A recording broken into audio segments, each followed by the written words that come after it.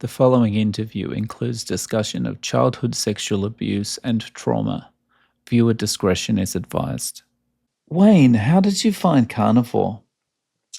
I found carnivore, I think, around about 2020, when all the madness hit, and I'd always been, like, I've always been a chunky monkey. Is my way of saying I've always been a fat bugger.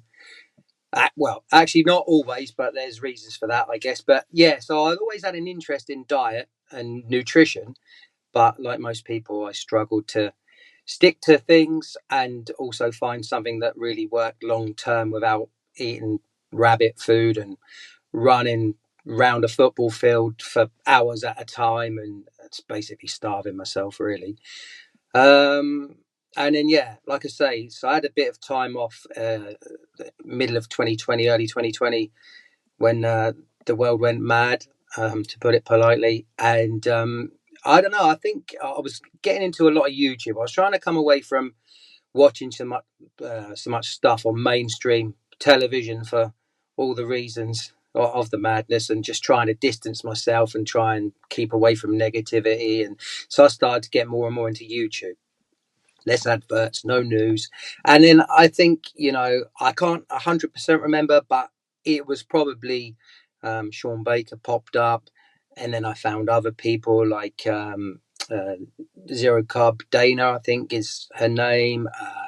Dante, later on, guys like yourself and Kerry, um, Ken Berry. Yeah, so that's when I kind of stumbled across it. And I mean, look, I've been on and off carnivore lots of times. In my heart, I know it's the best thing that I can do, and it's the appropriate human diet, as lots of people tout. But I really struggled with adherence to it, which is the case for any kind of lifestyle plan that I've ever been on. And invariably, you fall off the wagon. And then, sometimes it can take months, if not years, to try and get back to anything, because you kind of feel deflated and you go back to square one. But yeah, that was where I found it. And then I started. I mean, I've watched thousands of hours of content from all of you, lovely people on here, got some books and stuff. But again, I just found adherence to it really difficult, to begin with. But I guess, they say if you're not ready for it, then anything's difficult. And so I've now sort of taken it up again. This is the coming to the end of my 7th week, so 48-ish days, something like that. I know I've hit 45 days, because in my head I was like, okay, let's get to this magic. Well, first of all, magical 30 days everybody talks about, and this is the first time that I've even done that. And it hasn't been perfect, but it's been pretty perfect.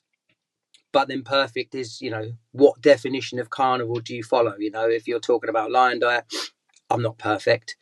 Um, I don't know if I ever would be, or if I ever want to be. Some days I would be strict meat, beef, water, salt, and other days, I have black coffee most days at the moment. I've given it up. I've taken it back on. It's gone down to decaf. Maybe one day it'll be no calf because I won't have any. I still eat cheese because I love it, and butter. And some people would tell you that's inflammatory. Eggs are inflammatory. This, that, and the other. Pork, chicken. But at the minute, I just try and stick to the basics of eating meat, eating cheese. I'll have a bit of cream here and there. Black coffee and water is all I drink. Um, I've knocked the booze on the head. Not that now, anyway. I don't drink much, but when I was younger, I probably drank enough for 6 lifetimes, and another story within this story. But I don't really miss it. And there are no good alcohols. It's all a toxin. But twice in the last 8 weeks, I've been out a weekend away with the missus or what have you, and a leave and do yesterday at work, where I had, so, to steal from Michaela Peterson, and she was like, well, there are no good toxins, but if you're going to have anything, vodka, not Russian vodka, and with sparkling water. And okay, so I had a couple of those, and it was fine. And it didn't get me tipsy or anything like that. It was all right, but I don't really miss it. So, and to coin someone else's phrase, I just enjoy feeling good, and I can go on rare occasions when I have to or want to, out to the pub or a leave and do or a meal or something like that, and I'll happily talk to people and enjoy myself without the need for alcohol anyway, which maybe 30 years ago I wouldn't have been able to do. So it's nice, you know. I don't need the booze to open up and talk to people now, whereas once upon a time I did. Um, but yeah, I mean that sort of stuff largely stems. So I mean, you've asked me how I found it, and now I'm going into a completely longer-winded tangent of a story. But you know, as I said before, you know, I've always been on the heavier side of things since a certain age. There was a childhood traumatic event within the family, which I can or cannot expand on. It depends, you know, how far you want to go with that sort of stuff. And then I noticed from family pictures that from that age, between the ages of 6 to 10, I put on a lot of weight. I mean, I remember when I was 13 years old, I was 13 stone. So that was quite big for 13 years old. And I mean, I'm in high 13s now, and I'm 52, you know, and this is good for me, but I've got to get a lot better. But I mean, this is good. I mean, I've dropped 21 pounds in 8 weeks, and it is hard to not look at that number on a scale. And I do check my weight every day at the moment, along with things like blood pressure.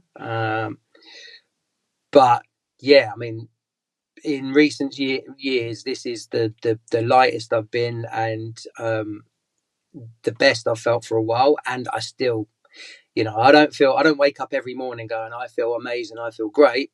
Not at all. Sometimes it's just a glimpse within a day, and I go, hey, there's 10 minutes. I feel really good about myself. I feel confident. I feel happy. I'm proud of myself because I know I'm doing the right things. I'm sticking to the things that I said I'd do, things like that. When maybe most of the time that's not been the case.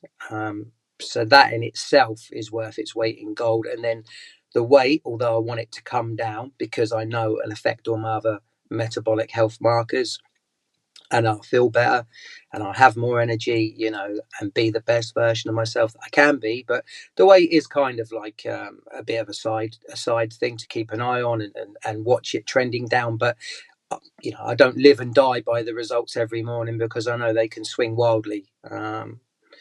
So yeah, that in a nutshell was kind of where I found it, and then I went on a tangent. But I've always been No, interested in diet, you know, but I just finding something that would actually work and that I could adhere to.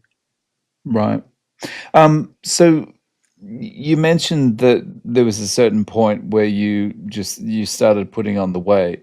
Yeah, So that must have been difficult just growing up having that excess weight, just like self-esteem wise and stuff.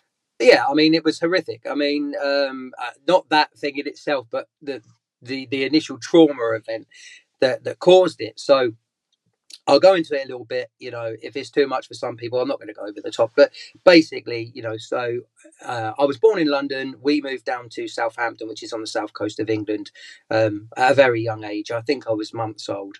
My mum had met someone new. My biological father, I've not had anything to do with him. He wasn't in the picture. And we moved down to Southampton, but we moved to the worst area of Southampton.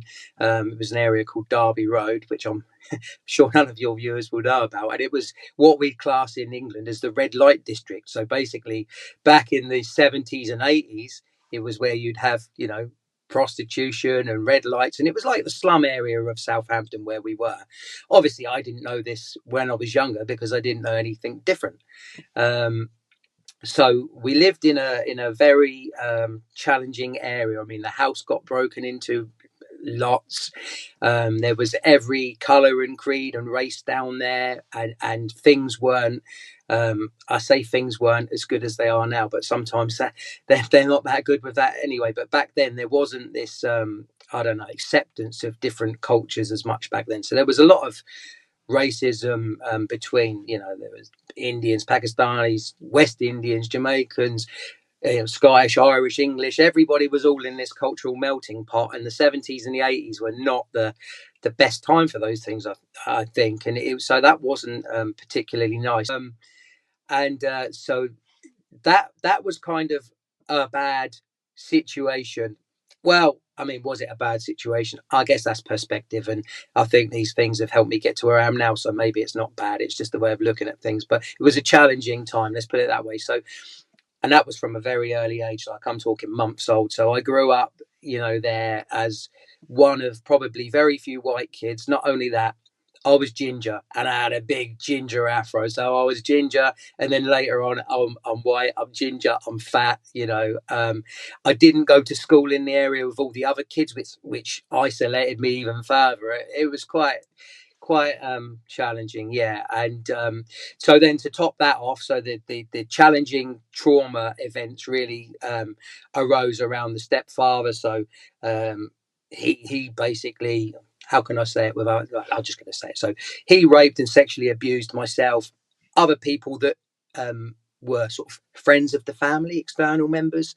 I later found out in life, my sister, um which was his biological daughter. He used to beat me, beat my mum. So again, no big deal. Obviously, it is, but it was. I noticed that in the family pictures from a certain time point when that kind of, because I can't pinpoint to a day when that stuff happened, but the weight went up exponentially.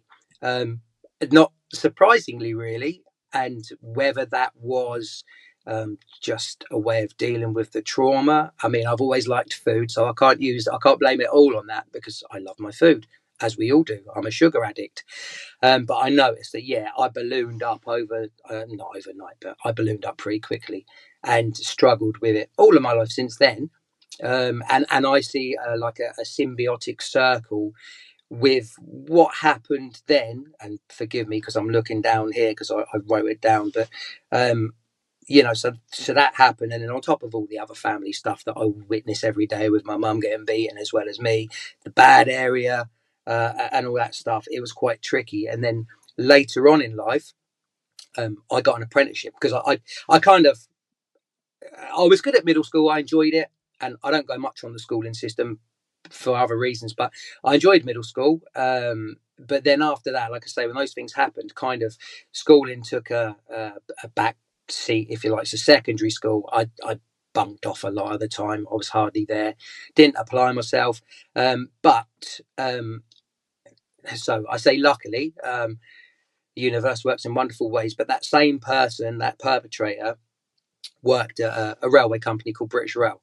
Now, he managed to get me there for an open day for an apprenticeship, which I then subsequently went on and passed. And I've kind of been in that industry mainly the rest of my working life. So it's looked after me and my family. So Tony Robbins, I'm not a massive Tony Robbins fan, but he says, if you're going to blame somebody for something, blame them for everything. So as much as I blame that person for the trauma that he inflicted on me and others around me, and he's not what I would call a good person or even a man, but I can blame him for those things. But I also have to accept that, well, without that in my life, I wouldn't have maybe found a career that served me all my life, considering that I didn't really sit any GCSEs at school. I wasn't interested. I don't even think I attended most of my exams. And it sounds a bit cliche, or not cliche, but it sounds a bit dramatic. But um, I was more focused on staying alive and keeping out of that bad environment as much as I could. Um, so I didn't care about school once those things happened. I just, didn't want to be there. So I blame him for all those things that happened to me. Um, but I don't hold any grudges because these things happen for a reason. I believe we chose to come here. We chose the journey we were going to go on. We chose what lessons we were going to learn. Um, and I'm not a religious person as such, but I believe in a higher power. So I have faith in something. I don't know what that is. The universe, we call it. And so it put me here for a reason. I chose this. It didn't give me anything that I couldn't handle. And you got to learn the lessons from it and become your best self. And that goes for any trauma. I believe in indomitable human spirit. And whatever, everyone's going to go through trauma, whether it's your parents die, whatever it is, we all got to learn how to get through trauma. So I don't, yeah, as far as I'm concerned, maybe saying it's a good thing isn't the right thing, but it got me to where I am now, and I'm very thankful for that. So, you know, Yeah, wow. Um, It's a lot to take in there. Yeah, yeah.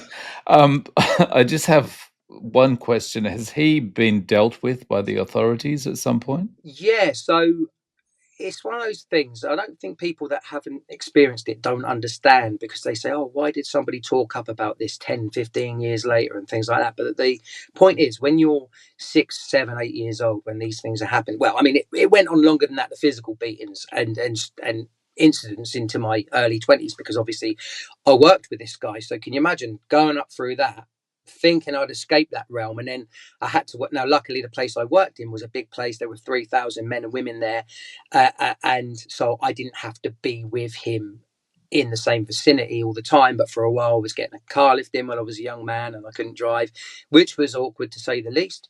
Um, uh, but sorry, I forget what the question was there, Dave. My mind's gone off on a tangent. Has he Oh somewhat yes, yes. faced? So I didn't know that it happened to other people outside of the family, and indeed, I didn't know it happened to my sister. So this sort of came out, I would say I was probably in my mid 20s. So obviously, I've had to deal with that most of my life. I didn't seek counseling at that point. I didn't speak to anybody about it probably until I was 18. Ironically, when I got my apprenticeship and had money for myself and were working with other men and discovered alcohol, which is another story. So um, but yes, so in my mid 20s, I found out that it happened to other people. My sister wanted to press charges, and obviously she wanted me to validate her claims. And I think at that point she knew it had happened to me as well. I was oblivious to her, because she was a lot younger than me and his actual daughter. I was his stepchild, so I thought, oh well, I was his stepchild, so that's why. But that was his own daughter. And so yeah, so I mean, what are you going to do? It was almost, I would say, the day that we had to go to court. I mean, I felt like I turned green, and it almost felt as bad to me as actually going through the trauma, because you're worried about talking about these things in front of a room full of strangers, and I suppose you're worried if people will believe you. But yeah, so it did get dealt with, and he did get sent to prison for 5 years, which is a joke. Unfortunately, the other two people that it happened to were two. I suppose they didn't want to bring back past memories. They'd moved past it and compartmentalized it. And sadly, I mean, I know from doing some counselling work myself that some people can't talk about these things for a whole lifetime, which is a real shame. But I totally get it, so I don't blame them. But they couldn't come and talk about their experience, and maybe it'd have been longer. But I mean, he got 5 years and then got let out in 2.5 years for allegedly good behaviour. And I'm like, well, if it was good behaviour, he wouldn't have been there in the first place. So it was kind of a joke. But I mean, just to get the story out there, to help my sister, yeah, yeah. So yeah, he did get dealt with. I don't think you could ever deal with someone how they should be dealt with. There is, look, you could give him 20 years, there will be no justice for what you do. And I don't even mean about myself here now, but to do that to a child, any child, is absolutely reprehensible. But you just have to trust that the universe has I mean, I don't know, maybe he went through those things himself and took it out on other people. So who knows? I'm not excusing his behavior. It's absolutely disgraceful. um, but you can't hold on to the bad feelings around it, because you just end up beating yourself up. You have to kind of go, well, listen, this happened for a reason. I'm not quite sure what that is. When I was younger, maybe I don't know now, other than I had to learn to get through stuff, and I'm happy with where I am now. Would I have been like this without that? I think maybe, but I've got the experiences to back up my beliefs and how I am, I suppose. So it is what it is. Yeah. So like the weight gain that you talked about Yeah. as kind of that followed on from that, Mm. I feel like when you're growing up with that, and of course dealing with that trauma as well, but it just becomes this kind of snowballing cycle, because it's like you put on weight and you're unhappy with yourself and you're dealing with all that other stuff in your head, and it's just like, how do I deal with this? Let's eat some more junk. Yeah, I mean Mars, but I mean I broke my leg when I was let's say I was about 9 or 10, and I was in hospital for something like 6 weeks. And hospitals are boring at the best of times, but I mean, they had nothing back then. You know, there was no cable TV that you could subscribe to and watch on your bed, or an iPhone or an iPad to play games and keep yourself amused. So it's incredibly boring. And I remember I was so desperate because I'd become a little sugar addict by that time. And my mum visiting me and asking me, you know, what would I want? What did I want? And I was desperate for Mars bars, and she bought me in a pack of 12 Mars bars, and I think I porked them all inside about an hour and a half, you know, and I was crazy for them to this day. And growing up, you know, I was a first aider at work, and we were always taught that if a diabetic was having a hypo, the first thing you would give them is a can of Coke and a Mars bar to bring them back round. And ironically, I did something similar to myself about a week ago, getting a tattoo, and I hadn't eaten enough fatty meat beforehand, and too soon to the process. And they always say, you know, when you get a tattoo, you're supposed to be full of sugar, otherwise you'll pass out. And I'd never had that before, and I'd got one done 4 weeks before, and I made sure I had plenty of fatty meat that morning, 2 hours in advance, and I was absolutely fine. I didn't have to have any sugar. But when I went recently, yeah, within 5 minutes, I felt like I was going to vomit. So I literally had to have one mouthful of Coke and I think 8 Haribo, and I was fine. But I was really annoyed at myself because I hadn't took any exogenous sugar in for like 6 weeks at that point. But it did the job. And in the past, that would have sent me mad, and I would have necked the whole can of Coke, ate the sharing packet of Haribo. But I didn't. I left them there on the side for the next the next victim to come in and get towed in case they had the same scenario. And it didn't trigger that response in me because I've always said that I have to abstain completely. I can't moderate. And I still, you know what, again, maybe that's another challenge to try and learn that, yeah, maybe actually I can moderate, but in my head, in the past, it's always failed. But this time, maybe it's because I've got 6.5 weeks under my belt with literally no exogenous sugar. I mean, I've been really good. Like I said, I haven't been strict lion, but I have not put in anything that I would deem to be toxic, any pseudo foods. I've been good. And so, you know, maybe just mindset and confidence, I think, getting on a roll with this stuff and building your self-worth up once you can get through the first 5 days of getting the sugar and the carbs out and the cravings go away. And I know when I taste those things, as I knew when I tasted that, it didn't taste like nirvana from the gods, like nectar, like I imagined it's going to be this wonderful thing. And then you taste it and you go, actually, this is pretty shit. Right. So, I can more easily taste the chemicals now. yeah. So I wasn't inclined to eat anymore. I just took the little bit that I had to at that point, and I beat myself up for not getting enough good fatty meat down me in advance. But I'd come from work. It was early in the morning, and I hadn't planned thoroughly enough. But lesson learned. Not I won't do that next time. But yeah, yeah, So, do you feel? Um, I know, like this period of time has been about 7 weeks, and you yeah. have been on and off before. But do you feel that whenever you are eating this way, that you have a kind of an increase in your self control? Most of the time, yeah, 99.9% of the time. Don't get me wrong, like now and again, and I think it's only happened a couple of times where, you know, when you get it in your head and it's like, I'm trying to keep the swearing down, bollocks, I really need that, whatever it is.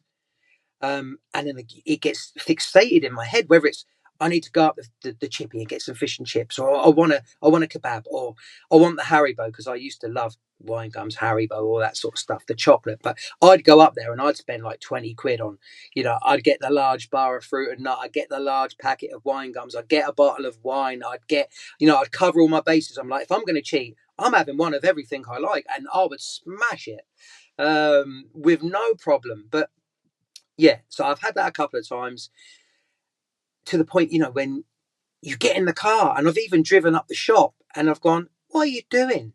And you've turned around and you think, well, that was a waste of half an hour of your life.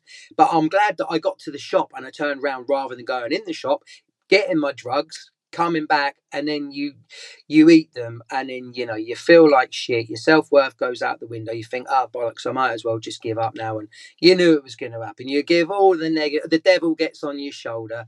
But so far, I've resisted. And one of the best, I mean, look, I think one massive thing for me differently now is where I've had that 90-mile drive to and from work largely every day recently, because I was staying in digs in London, and then I got rid of them because I knew I was going to take a new job closer to home. But in that time, I started to watch mainly your interviews, and obviously I was aware of your channel and watched lots of stuff, carnivore wise, keto wise in that time, but usually in my free time in the evening, or when I was back at my digs and stuff like that. But I thought, you know what, because I don't really because of the way the world's going, I steer clear of the radio. I don't listen to the news. I've kind of gone off music a lot recently as well, because I'm aware of the programming and things like that. And I just try and keep my mind as, do you know what? It's, when you do one thing, as you do one thing, my mentor says, you do one thing,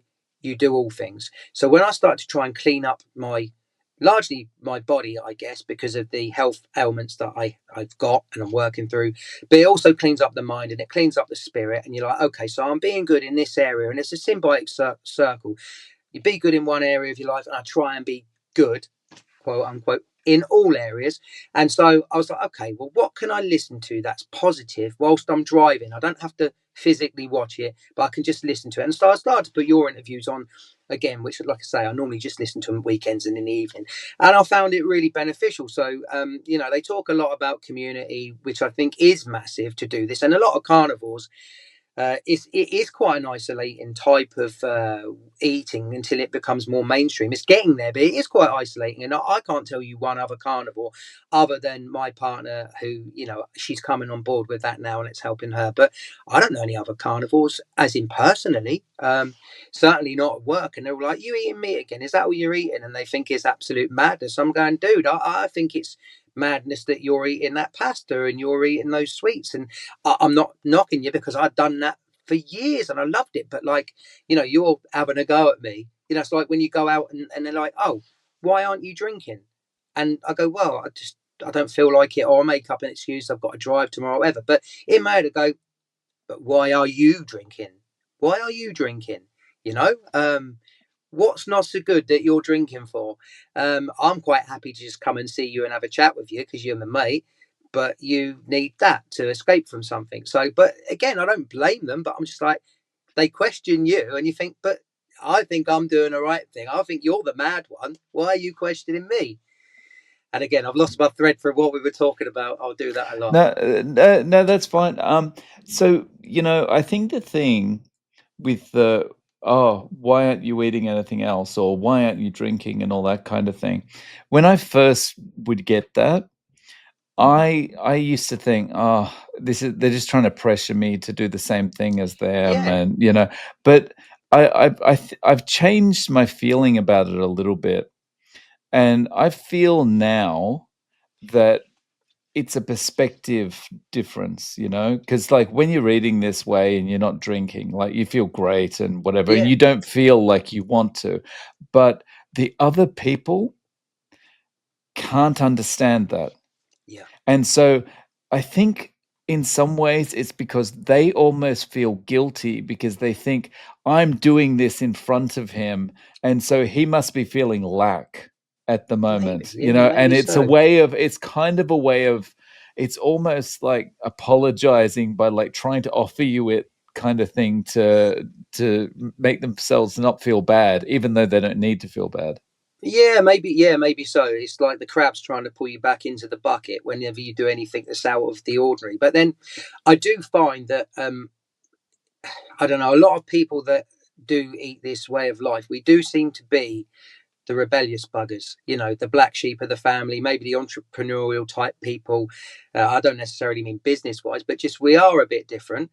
And I largely put that down to my upbringing and the stuff that I sort of had the challenges with and so I'm grateful for that. Maybe I wasn't as indoctrinated into the schooling system as I was, or I've just always had to think of ways outside of the box to get through things, and work stuff out myself.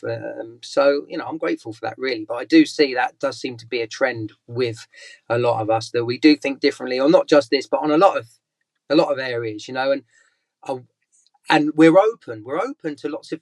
I'm not saying that I'm right and you're wrong. I'm just saying I'm trying this. I'm happy with this. One day I might change. One day I might go back to a keto style and have a few other bits and pieces. I don't see that at the moment, but I don't think that it's net like, you know, the people are getting flack for going back to carbs now and stuff like that, and some quite prominent people in the carnivore space. And I don't knock them. It's their choice and it's their right. If they want to change and they feel it's different, then do it. I don't see that for myself at the moment. I'm very happy with this, but I also remain, I have a level of skepticism and openness at the same time. So I will always try different things. Not, I don't just mean in the food space, in life in general, I think Yeah, everybody should be open to that.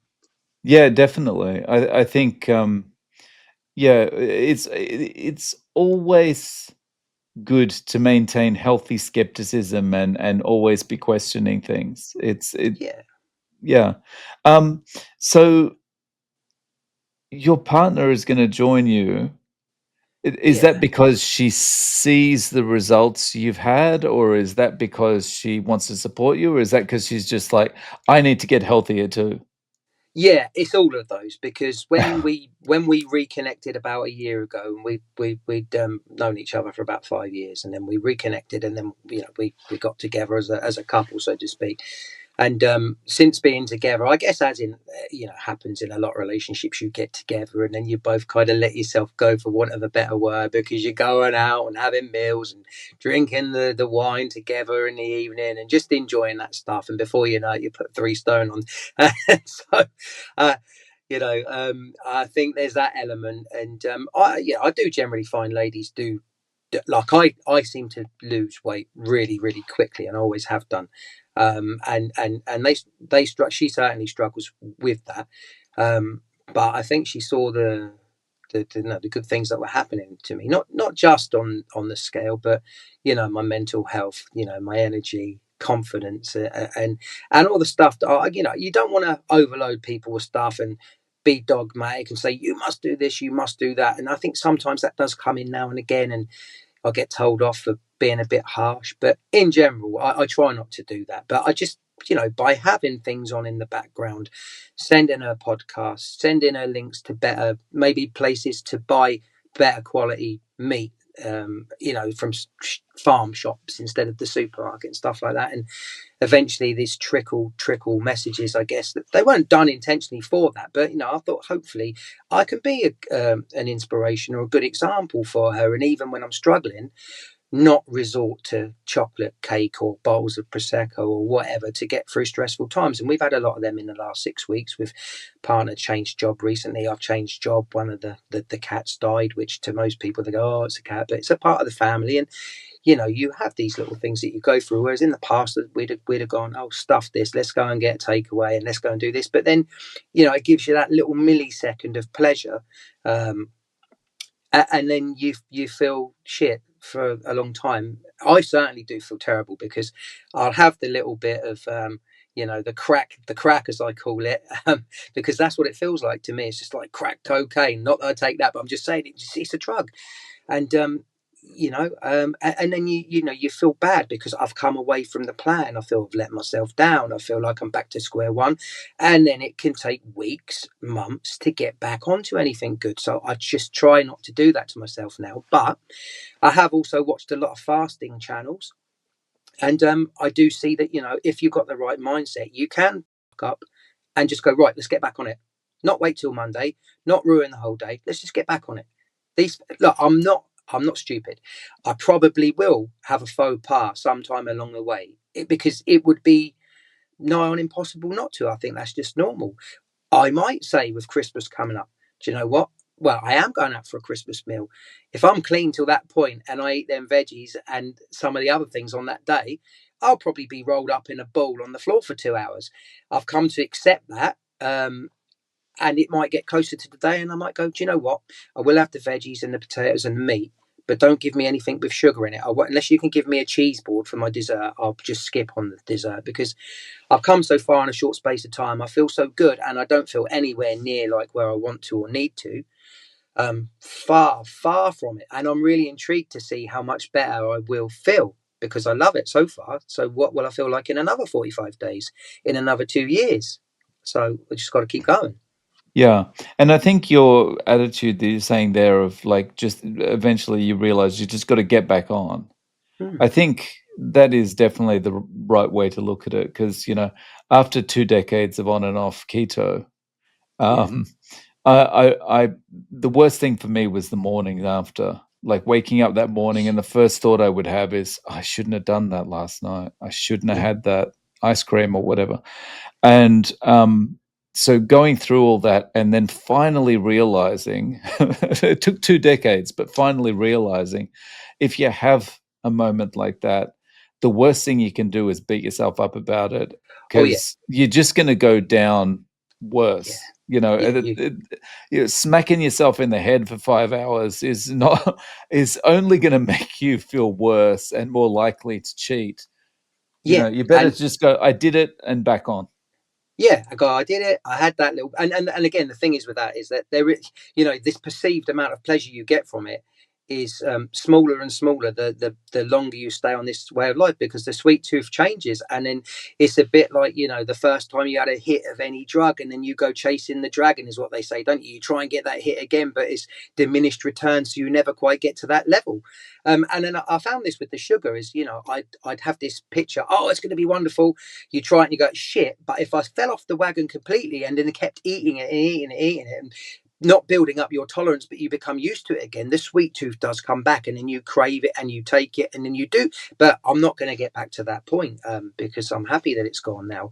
But it's again going back to the chat about when you go out to meet people and they're like, why aren't you drinking and stuff like that? And again, so I've had two or three, like I say, vodkas with sparkling water, and they were all right, but I couldn't say that they were anything wonderful. I didn't get the hit from having alcohol, didn't really want it. But it's like, I again, because of the earlier trauma, I'm not like normal people. So I found booze quite late in my life. Young kids are going out drinking and what have you in the parks and stuff. But I was, that aspect I was quite sheltered from until I got a job and got wages, and grown men are taking you out. Do you want to come up the pub nipper, and do you want to do this and you want to do that? And I loved it at first. I absolutely loved it because it is true. For the first 2 pints, it does open you up. And when I'm normally shy because I'm low on self confidence and I'm this fat, pudgy kid that had all this shit happen to him, don't want to talk to anybody, I'm like, this is brilliant. I feel great. I can talk to people. And then you slowly realize, for me, we're not, yeah, very slowly, I would say, over patterns of behavior over the next, probably till I was 30. So from the ages of 18 till 30, when I'd absolutely drink myself into a stupor, like the weekend, finished on a Monday and it began on a Wednesday, and I blacked out through drinking hundreds of times because there was no off button, a bit like the sugar, because it'd be like, the weekend's here, it's great, let's have it. But there was no off. I'd drink, drink, drink, end up in all sorts of uncompromising positions and situations, wouldn't remember a lot of them. And then it took 15 years of this going on to, people would say, did you know you swear in your dreams a lot, and you shout and you swear and you punch at things? And then I was like, do I? And then I would start to catch the end of nightmares. Well, they were repressed memories from the trauma, but I had no idea. So I'd like, why do I black out? And then these people are getting up the next day and they're going and doing the same thing, and they feel great and they feel wonderful. But for me, I'm in severe depression for a week. It takes me a week to get over this shit. Yet I still did it every day. Um, well, not every day, but most days. I was never to the point when I was an alcoholic, but or maybe a highly functioning one, I guess. But I didn't think anything. It took a long while to see. I'd push women away that wanted to have a relationship, and then they get so close, and I'd push them away because I didn't realize that once somebody that loved me got close, the 6-year-old in me was going, hey, a person loved me before, but then they ended up fucking me over, so we can't have this. It took a lot of self-reflection and people saying, and so again, the booze, I thank the booze for opening me up originally to get these things out.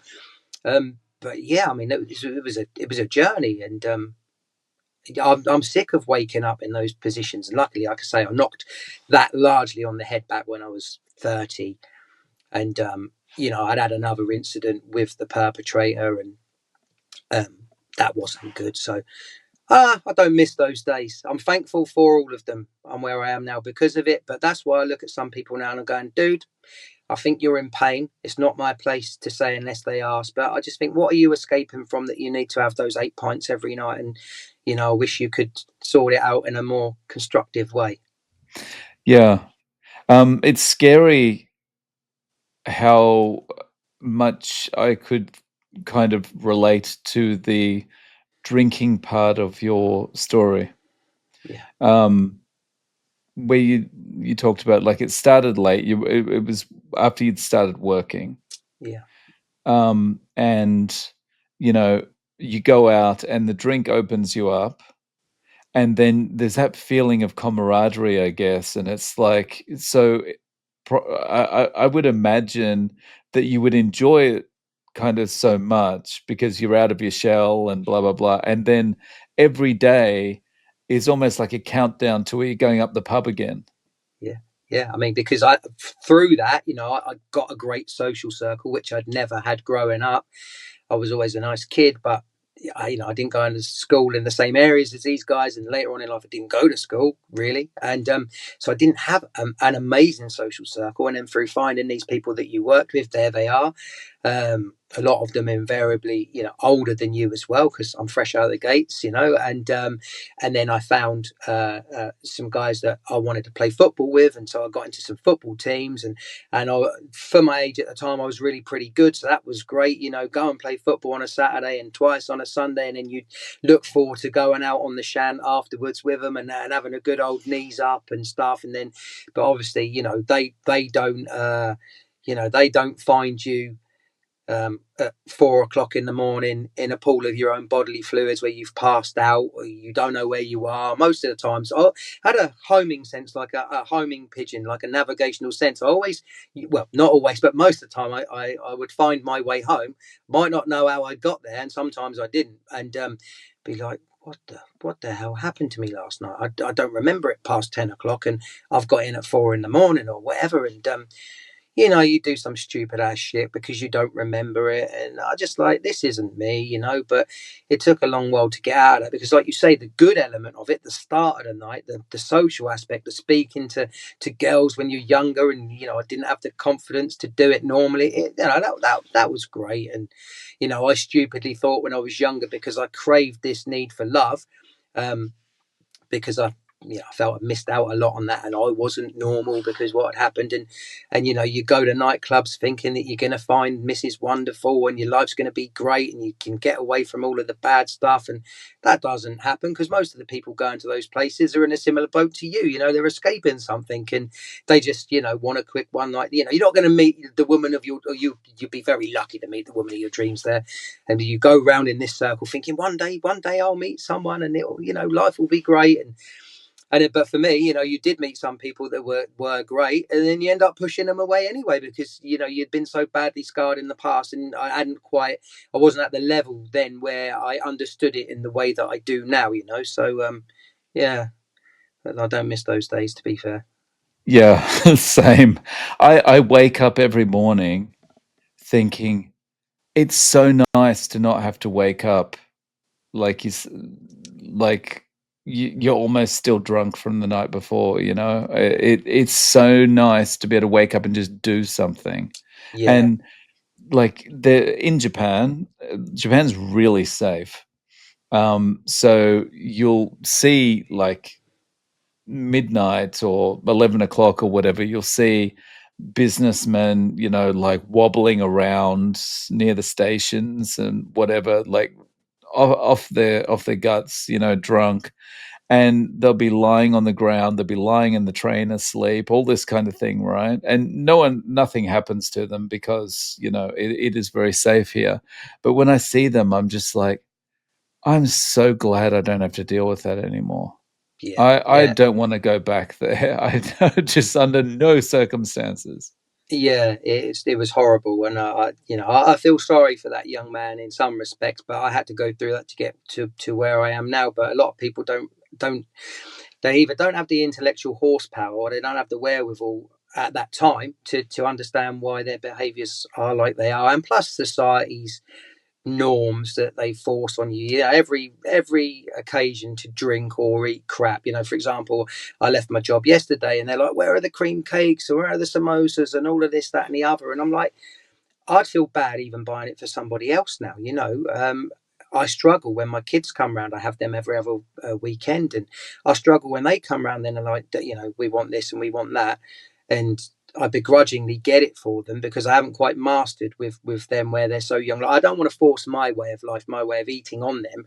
I want them to just see what I'm doing, and maybe they pick up on a few bits. Which, my daughter had a bit of steak the other week, which was nice, but they'll invariably ask me to go and get them chocolate buns or this, that, and the other. And because I have them so few and far, I don't want when they come round, I don't want their time with me to be a chore for them. I don't want them to go, oh, he doesn't eat vegetables and he makes us eat meat and he doesn't buy us. I just want them to enjoy the time that I have with them, and hopefully set an example and they can learn for themselves. But so going back to the drinking, I mean that reminded me. So I lived at home with my mother probably quite late for a guy. I think I moved out properly about 25, which is quite late. You've normally flown the nest by then, but I was quite immature for my age at that point, I think. And also where my mother at this point had separated from that person, she was on her own in a low paying job, and kind of my money from my wages was paying half the mortgage. So part of it was I didn't feel like I could move out and leave her on her own to sort of cope with that. But so I stayed, and part of it was comfortable and lazy, and we lived next door to the pub which I'd become acquainted with, and I would go in every night, and so that took a while before I left. But she got so pissed off at me at one point because I'd be coming in absolutely bladdered every night, making her life a misery because I'm coming in crashing and banging at 2 a.m, not doing anything inherently bad, but just being like a drunk person is, and putting music on and being loud and putting the telly on and waking her up every night and leaving mess in the kitchen where I'd come in, and then I'm cooking shite food, and I left the oven on a couple of times throughout the night, and she's come down, and luckily nothing bad happened, but not good, not good. And one Sunday morning, so I'd been drinking heavily for 2 weeks. Like, I'd hammered it. I'd taken 2 weeks off work sick because I'd split up with at the time another girl who I thought was the love of my life. She was a great girl, and I'd pushed her away because of my stuff, and couldn't accept this love from her, and it sent me on a downward spiral. So it was my own fault, and I drank. The landlord was an alcoholic, and I just literally went in there all day, every day with him, and would come home. So for 2 weeks, like, I was a nightmare for my mother. And one Sunday morning, I was lying downstairs on the couch where I'd woken up, and she'd come down the stairs fuming at me, and I was having, well, at the time I thought it was a heart attack. um, I later found out it was a stroke, and I knew it was something like that, but I only actually found out in writing um, last December, when I had some other issues from taking Manjaro, right, which we could go into. But so I had the first aid training, and I knew that I felt an impending sense of doom, which is what they tell you. And I did think I was going to die, and I was sweating like it was raining, or at least that's how it felt. But I was sweating profusely. She's walked past. She didn't care. She was so fed up with me at that time. She's walked past, gone to the kitchen, got her coffee, gone upstairs. Wasn't interested. I've pissed her off so much, and I'm not saying she knew I was having a stroke or a heart attack. She wouldn't have done, but she just thought, you deserve it. You've been out drinking. You're whatever. And I didn't call an ambulance. I didn't do anything really, other than I remember I got on all fours and kind of like a downward dog yoga position, I guess. And I was just rocking myself slowly backwards and forwards for about half an hour. And then the worst of it passed. And then I laid on the floor for about an hour and a half, something like that, because I was absolutely exhausted. And I never spoke to a doctor at the time about it, because I'm largely against big harm of the medical system, and I don't really want to take anything I don't need to. But I knew something had happened like that. I've since had EKGs and things like that, and they say because of high blood pressure that the left hand side of my heart is enlarged. Hopefully, through doing what I'm doing now, is reducing that because my blood pressure is dropping nicely. It would still be what they class on the high side, but as Coach Stephen Thomas will say, everyone's blood pressure is unique, and I don't necessarily go by the numbers that Big Harmer give us. But yeah, my blood pressure's always been high, even when I was 18 years old, fit as a fiddle, playing 3 games of football a week. Maybe that's because of the trauma. Maybe that's because I broke my wrist and the bone never set back correctly, and that's causing a bottleneck. Maybe I used to give blood, but then I became type 2 diabetic, so I couldn't give blood, and giving the blood would release the pressure and it would keep the blood pressure down, which a nurse, I couldn't explain to her, if you've got a boiler with too much water in it and you release some water out, the pressure will go down. And I had the same thing when giving blood. Again, I've sidetracked myself and I've lost where I was going with that now. But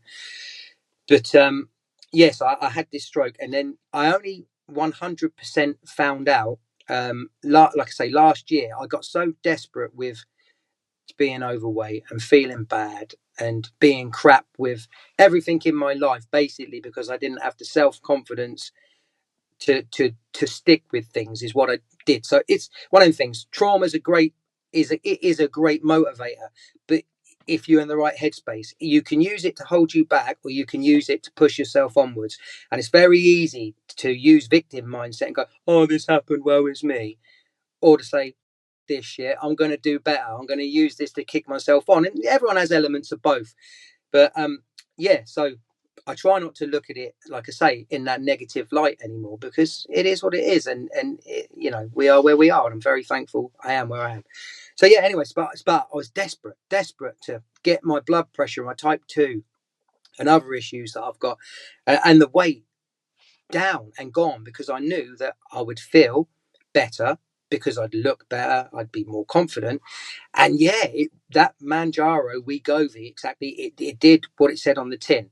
But again, in this country, so I was lucky. I could get it, not for weight loss. I could get it because I had issues with the heart. Um, so, and they said it's normally a third line medication. We wouldn't normally prescribe it without you taking this and that. And so I told them that I would take the things they wanted me to take, and then I just didn't take them. A bit like now, I tell them that I'm taking their stuff and I'm not, but I'm playing the game because I had to pass a medical for a new job. So I had to prove that I was doing this and I was doing that. They don't know it was carnivore that got me healthy where I am now within 8 weeks. Not healthy, but healthier. As far as they're concerned, I'm taking the tablets. Because I'm playing the game. But yeah, so I got prescribed this Ozempic Manjaro, I think was the flavour of it. But again, in this country, they prescribe it at such a high dose. So I've done, again, tens and dozens of hours of study into this stuff with Dr. Tina Moore, and how it is an effective GLP-1 agonist, and it's a great way of losing weight, and it shuts the food noise off, which it does, but it's dosed way, way, way too high everywhere. But in this country specifically, you can't microdose it, you can't compound it, you can't get it, you'd have to do it yourself. But I took it, and it done what it needed to do. But my word, after I got to kind of where I wanted to get, which was I'd say about 8 pounds lighter than where I am now. And so I'll get there naturally anyway. It will just take longer, but it'll be done safer and more sustainably. But I felt so ill for 8 weeks after that, hence why I went to get lots of tests. And it was only upon having an MRI on my ears that they discovered that I had I think it was called a left thalamic lacuna infarction. And I said to the missus, I said, "Oh, that don't sound that bad." And then I Googled it and I went, that was that stroke that I thought I had when I was younger, although I thought it might have been a mini heart attack. And I never had it confirmed in black and white. And they did the MRI, and there it was in black and white. So I'm thankful that it picked it up. Immediately, they sent me letters wanting to give me medication to reduce my risk, my cardio, whatever. They said something risk, heart, brain related risk. And I ignored that because I don't care. I've lived with it since I was 23, and I have a slight droop on the left-hand side of my face. Very, very, very slight. I notice it if I put glasses on. I can see it in my eye, my eyelid. So I'm lucky that most of my life I've been a fat bastard, and I think it hit it. But apart from a slight drag on my right leg, so the opposite side, which I get now and again, I'm not very often at all, but it annoys me when it happens. I'm like, I wonder if that was to do with that stroke. And I'll never know. But I'm glad in a way that I never had it diagnosed. at the time, because at that time I was naive. They'd have chucked me on all sorts of medication. I'd have labelled myself as I've had a stroke, and maybe I'd have gone back into victim mode again and gone on benefits or done this or done that. I've lived a relatively, there is no such thing as a normal life, but a relatively good life since then. Whereas maybe I wouldn't have done. Maybe I'd have gone, oh, this happened, and I'm glad I never had it checked. Who knows? Maybe I'd have gone bollocks. I'm not taking your drugs anyway, because I've largely done that most of my life. Wow. Um, so wow. That's that's a lot. But Yeah, I mean, when you say like, after you had the stroke, your your mum was there and she walked away. I mean, you yeah. can understand that because she was Oh just yeah. thinking it's a normal day. I was a nightmare. I was a nightmare, and she was sick of it at that point. I can't blame her. Mm, yeah. So, So like how long were you on the Monjaro or the Ozempic or so whatever? I had that. I think I took it. So they gave you the initial dose of 2.5 mils, I believe it is, which again is 10 times too high than it should be. But you can't get anything smaller in this country. I would like to say I probably took it for about 3 months. And yeah, it did cut off the food noise. The weight fell off, but to the point where I had no appetite whatsoever. Like I'd have to force myself some food. Um, but I got this after they upped my dose. So I can't. I think you take the first 4 shots. So that's 4 weeks. 4 shots in one pen. Then they give you the next lot, but they double it. And I'm like, but I don't want five. 2.5 was okay. I don't want the five. And well, basically, it's that's what's recommended.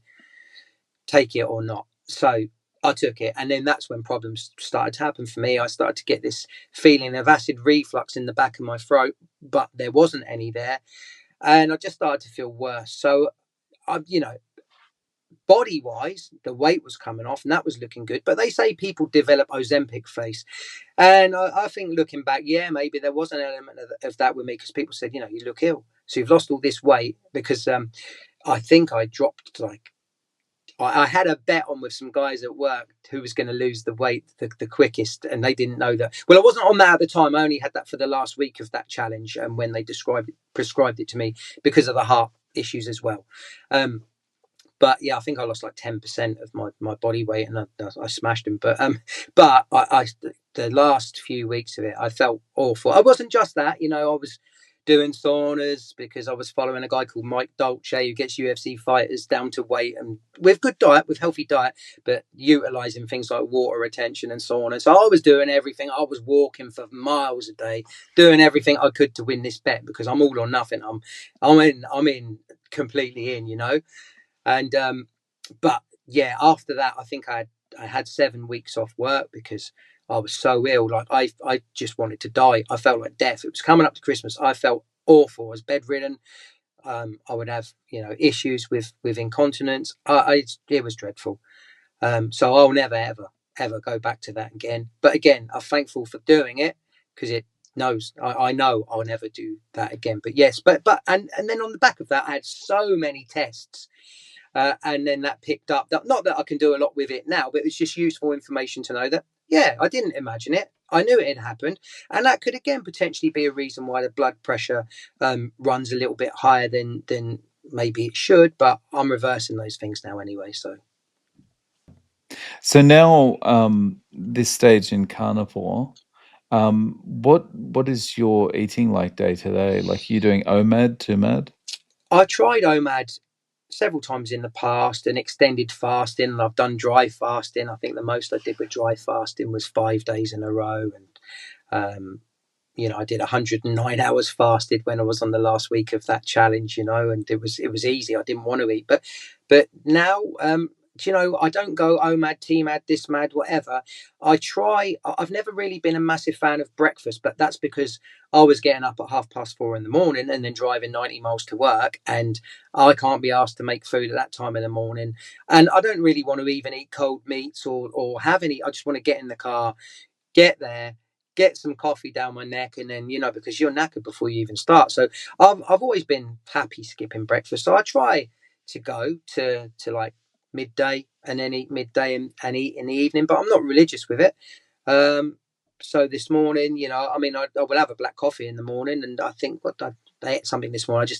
I think I had a few mouthfuls of cream cheese. But yeah, no, I do find now I can listen to the body a lot more. Before there's just complete noise from inflammation. Now I can listen, and I tend to go, do you know what? I'm getting hangry now. I don't get hangry as much, but I do notice when my mood slightly changes, and I think, okay, it's time to eat. Same as recently, I've been kind of like, well, I've got this plate of food in front of me, but in the past where I would have just porked it all, I'm like, do you know what?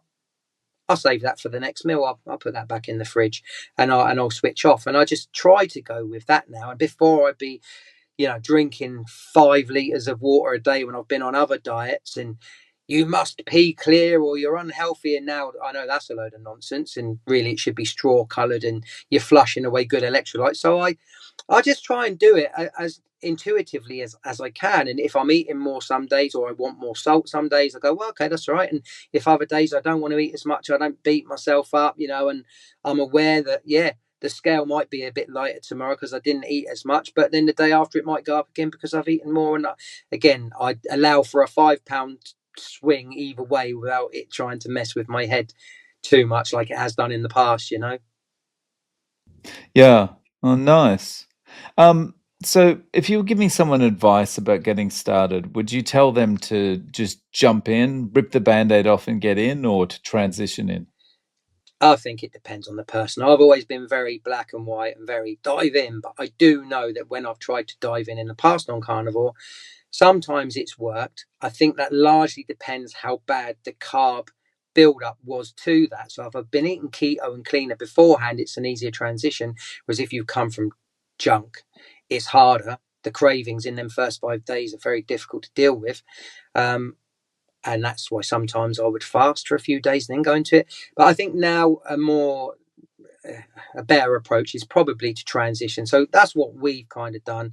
And I went down from, right, okay, I'm taking all of the sweets out of my diet. Right, that's the thing. I'll take all the sweets and the soda out.